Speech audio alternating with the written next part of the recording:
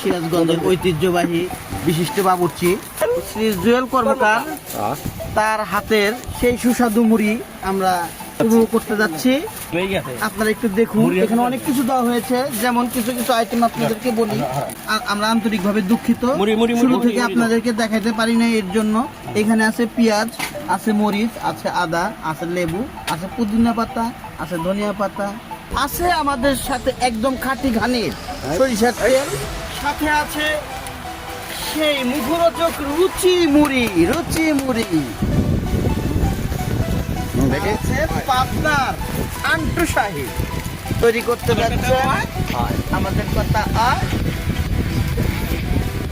এটা হচ্ছে আমাদের মুড়ি, সেই অনেক কাঙ্ক্ষিত, যার ভিতর অনেকের আশা আকাঙ্ক্ষা লুকিয়ে আছে, কখন উপভোগ করবে, সেই আমাদের প্রাণ প্রিয়।